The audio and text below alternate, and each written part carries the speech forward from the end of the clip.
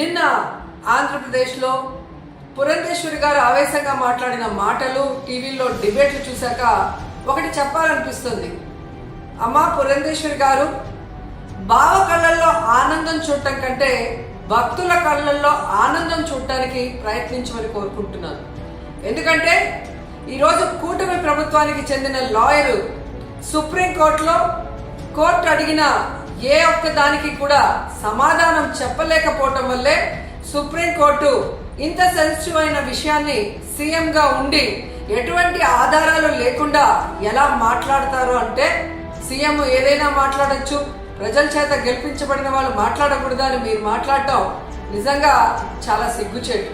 ఎందుకంటే ఈరోజు మీరు చంద్రబాబు నాయుడు, లోకేష్, పవన్ కళ్యాణ్ ఎలాగైతే రోడ్ల మీద ప్రెస్ మీట్లు పెట్టి మాట్లాడుతున్నారో అవే మాటలు ఎందుకు మీరు కోర్టులో మాట్లాడలేకపోయారు?